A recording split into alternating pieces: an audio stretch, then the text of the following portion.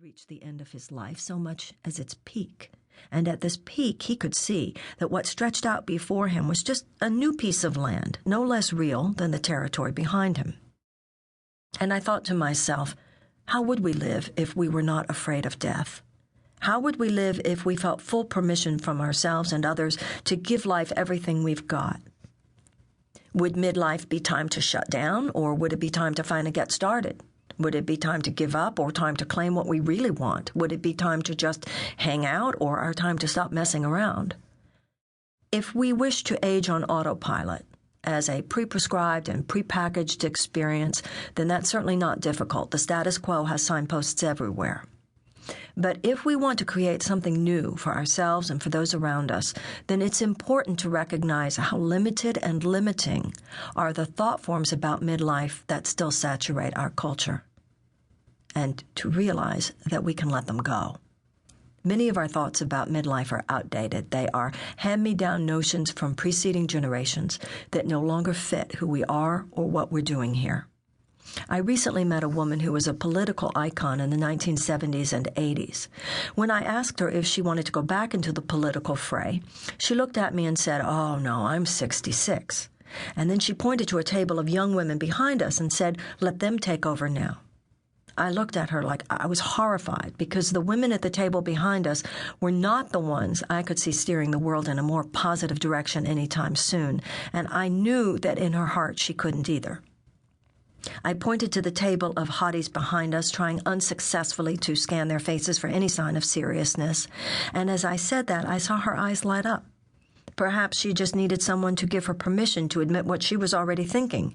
She's actually more ready now than ever. She, every bit as much as the women at the table behind us, is a woman who's got what it takes. And as she left the table, she told me, "You're right. Let's talk sometime. I want to do something radical." One shift in perception was all she had needed. Someone simply doubting the notion that her best days were behind her had sent her running from a resigned and timid, "Well, it's their turn now," to a much more emotionally honest, "It's my turn now." And in our hearts, many of us feel, as she does, that we're finally ready to do something radical. Whatever it is we're here for, we're itching to do it now. But sometimes we're not sure what it is.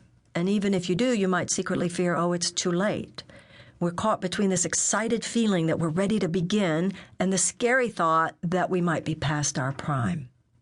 Yet the weight of God's hand supersedes the weight of our personal history.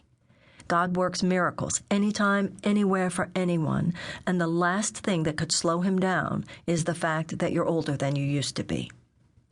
Time seems, when we're younger, to move so slowly, and then all of a sudden it seems to have gone by so fast.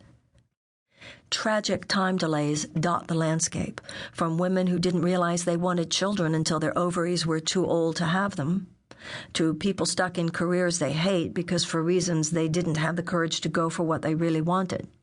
And that's why it's so important that we not buy into the notion that once we've reached midlife, our options are limited. Life will be at any point exactly what you program it to be. Yesterday does not have the power to determine your today. Every situation is a challenge to rise to the occasion, or to put it more accurately, to allow God to lift us to the occasion. And midlife is no exception. God is always ready to turn water into wine. Whomever it is you were born to be, whatever your soul was coded to accomplish, whatever lessons you were born to learn, now is the time to get serious and get going. The more seriously you take life, the more seriously life will seem to take you. It is your thoughts, and your thoughts alone, that will determine what's possible for you now. It's time to proactively reach beyond any predetermined formulas you or anyone else might have for what's quote-unquote possible for you at this time in your life. In fact, no matter what did or did not happen in your past, the present remains an endless fount of miraculous opportunities. The law of divine compensation guarantees that. Endless possibility is not just an abstraction, it is a yearning of the universe, an active force of constant and infinite elasticity. It responds not to your past, but to your present state of mind. Life doesn't always, or even usually, move in some consistently rising arc of progress. By the time we're in our 40s, most of us have stumbled in at least one or two